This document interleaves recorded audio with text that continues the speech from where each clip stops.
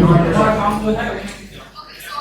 is the problem statement, and the solution to this problem is the Viper. So it is a multi-device data eraser.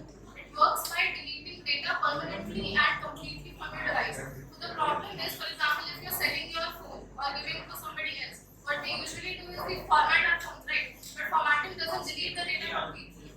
Also, base generation is a very crisis in India, generating over 1.75 million tons of e-waste annually. And the key reasons of which is discardation of laptops and mobile phones due to the fear of data breach. So, the Viper here is a very different approach. It doesn't erase data. What formatting does it breaks the link from data, right? But what the wiping does it overwrites over the data with random data so that your old data is not retrievable whatsoever. You cannot retrieve the old data. If this gives the users the protection of their own identity. Financial, for example, if you have your account or your account details or some discrete pictures in your mobile phone, then others can't view them or retrieve them. But Python, what Python does it provides you that security. So, how Python works? Python is an app which we have created. It is a one-click user interface. It cleans even to the deeper levels like your SSD cards and your HDDs. That's how Python works. When you connect it to your phone, it runs three main types of algorithms, and those algorithms are very reliable. They were first used by US Department of Defense. So those are the algorithms we are using, and using those algorithms in the backend, we have created an app for the mobile phone using Flutter and a desktop device. For the desktop, we have used Electron. After the wiping is done, this is the uniqueness of a project, that after the wiping is done, it generates an e-certificate. That e-certificate is not forgeable because it will be locked by a key value pair. It will have a private key and a public key. Yes. For the technical part, I would like my friends. So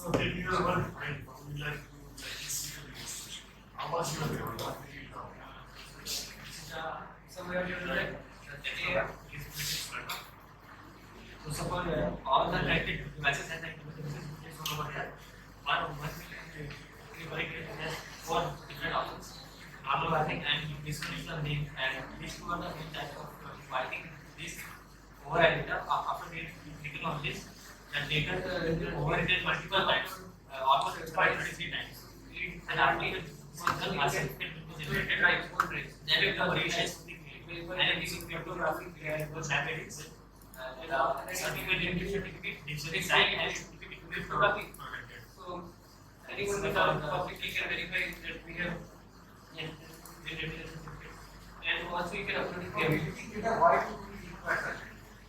So it will be proof, because we have to create trust among the users that your data is actually deleted 100% safe. Actually, it means that device I cannot restore it. So you cannot restore it whatever you. That's the certificate. We use three algorithms. Those three algorithms first rewrite over the data, and then they do random checking. They do random checking of all the data, and then if the data is not retrievable at all, then it will generate that certificate. Right after the overwriting is done, then an algorithm will run again on the random memory points that is the data 00 or any random like data. We know what we are doing. Because it's deleting by deleting it with other. Yes, sir. So And that's how you are explaining. yes, sir. Yeah, But because multiple times, we know what letter say we used to overwrite the data. 29. After overwriting, we pick random location and we check which is if that location have the exact same data as the location of overwriting. yeah, and it's new because If we different, will. then overwriting. How many times you will write? 33 times. Why is it specific? The device government used that was 7 times, but it is actually from 1960s. That time it was run 7 times, and the And how come the data you are using to what I get? What are those data?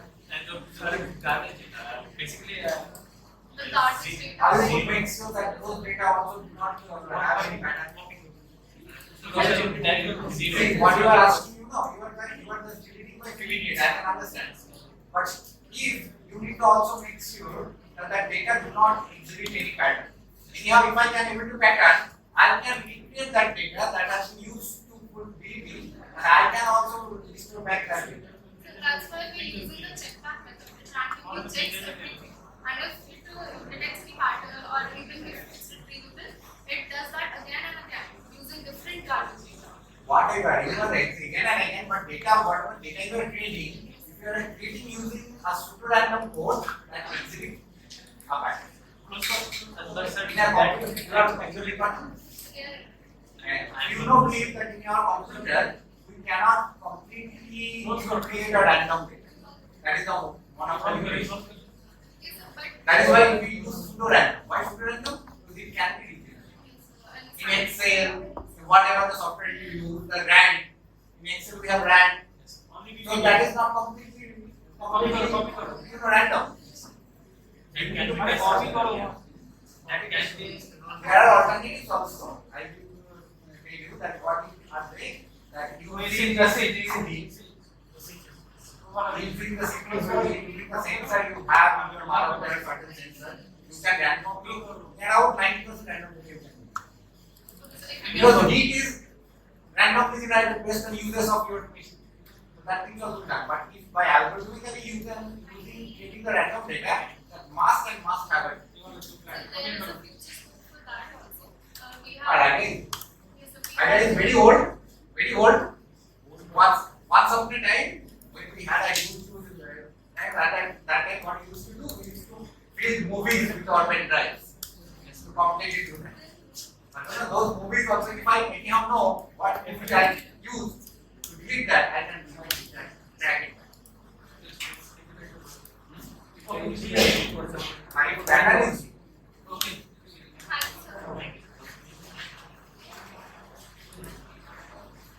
thank you, sir. For the project,